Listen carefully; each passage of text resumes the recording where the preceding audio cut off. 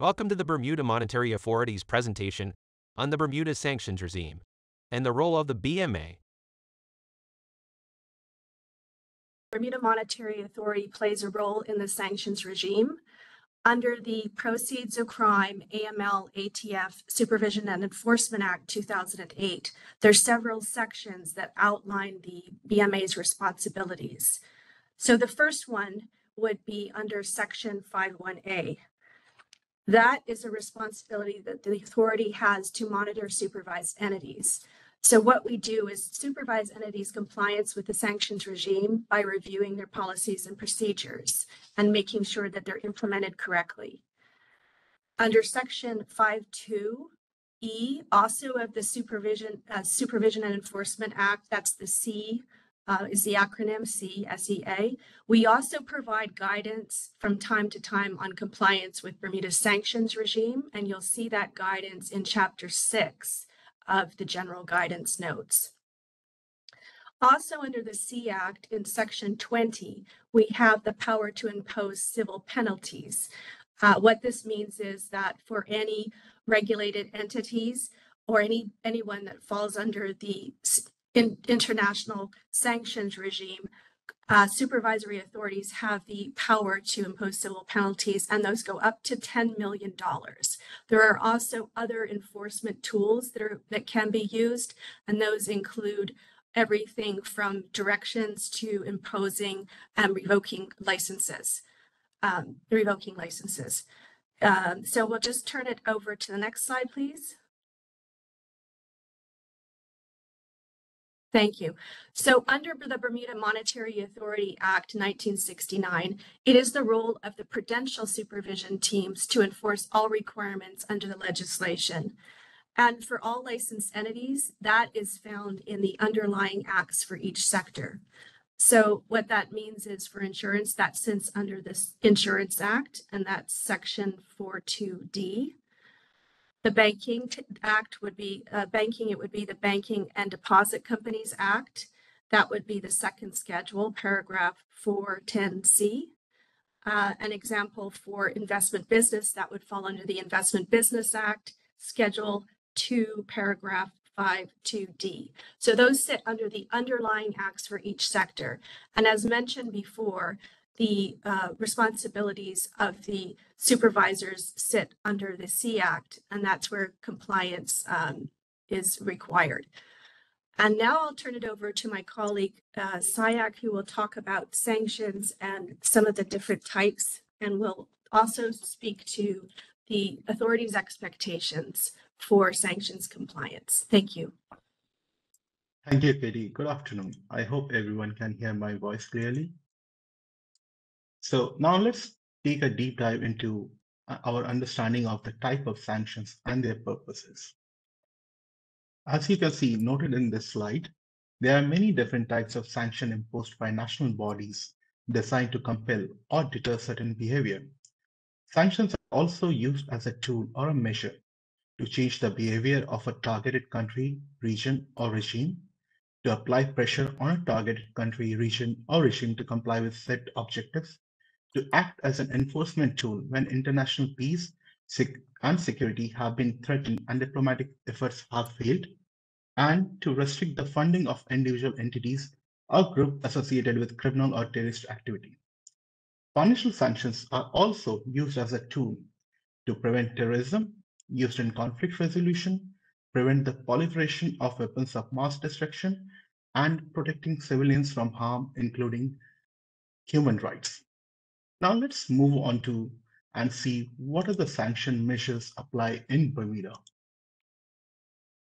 So to be in compliance, all person or the service provider who are subject to Bermuda sanction regime should assess their proposed business activities, transaction and dealing against the provision of the overseas territory orders enforced in Bermuda, the list of financial sanctions issued by the UK Foreign Commonwealth and Development Office operative post 31st December 2020, the consolidated list of financial sanction targets in the UK issued by the UK's HM Treasury Office of Financial Sanction Implementation, and the list of designated person by Bermuda's Financial Sanction Implementation Unit, the FSIU.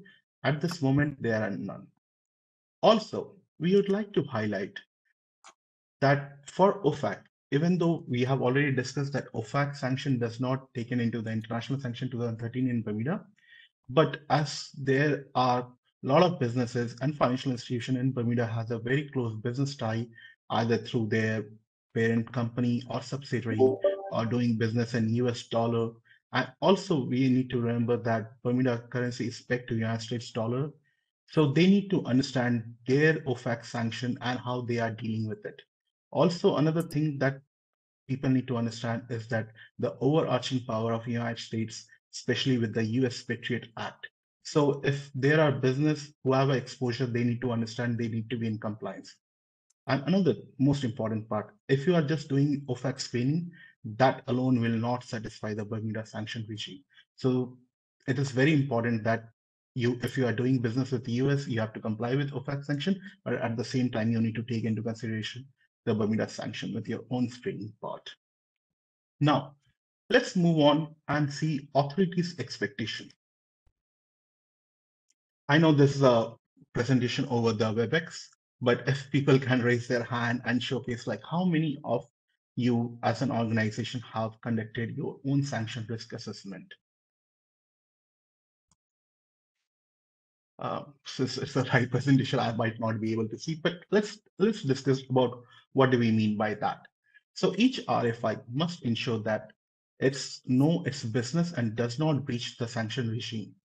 As noted in the General Guidance Note, Chapter 6, although there is no room for risk tolerance in sanction compliance and regulated financial institution assessment of its risk of exposure to sanctioned person, entities, and activities is expected to assist in preventing from breaching the sanction.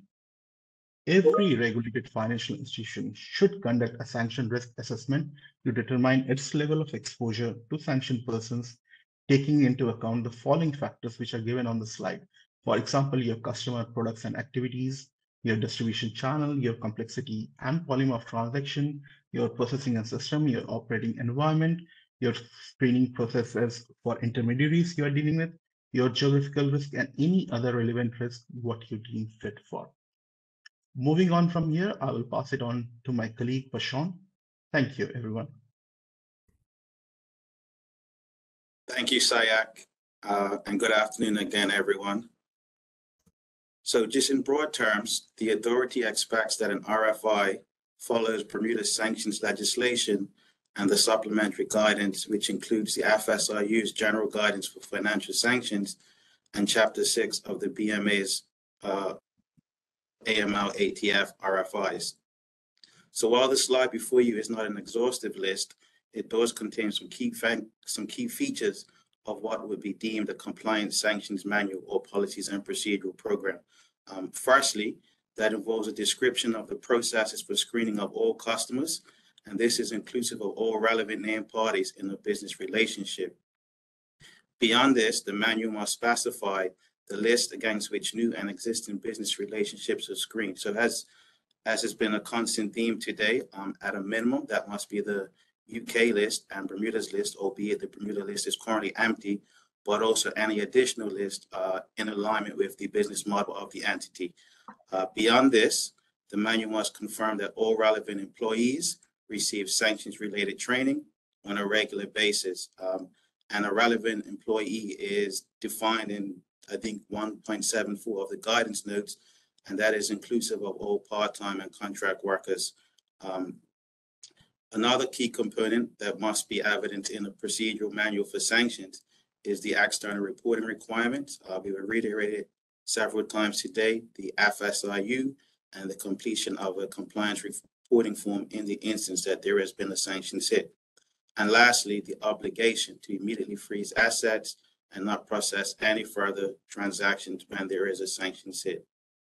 So in summary, to remain in compliance, the authority encourages all regulated financial institutions to perform a gap analysis on a regular basis, vis-a-vis the guidance notes outlined by both the authority and the FSIU.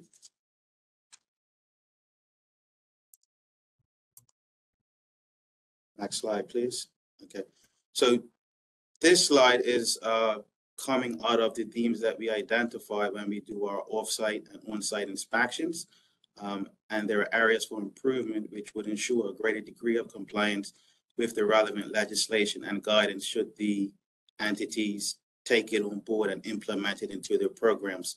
So firstly is the completion of that sanctions risk assessment, which SIAC had previously mentioned, and ensuring that it's not just done once, but it's kept up to date and refreshed on a regular basis as things may or may not change, as you can appreciate.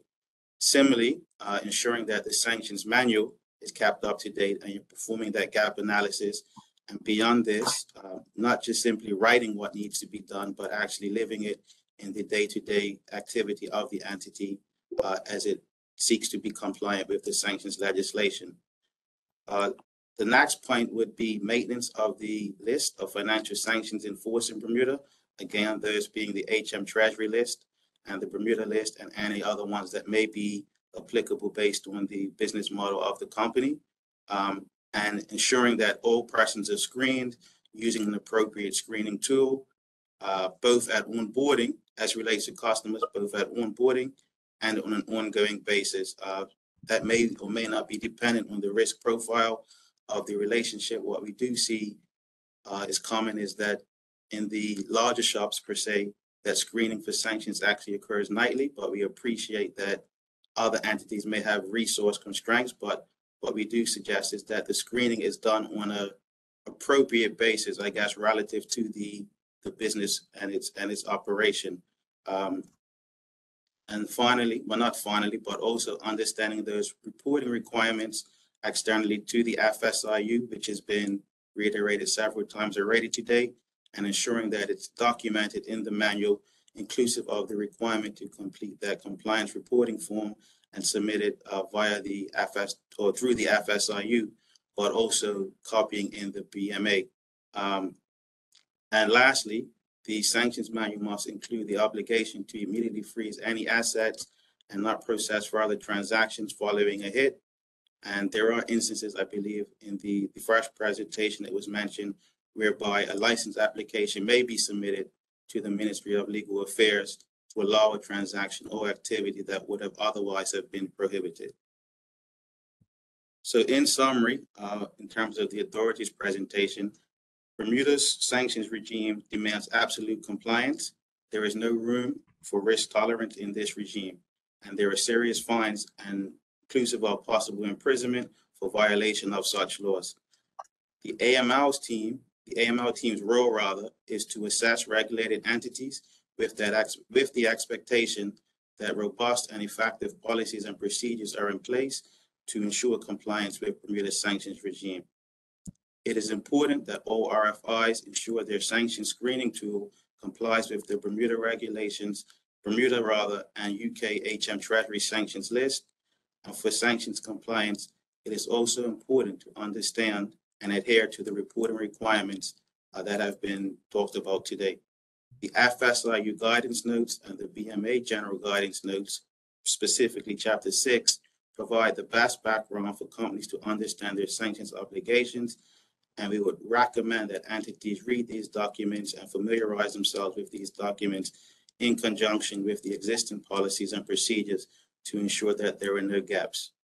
That concludes our presentation for today, and we're thankful for your time and open the floor if there are any questions.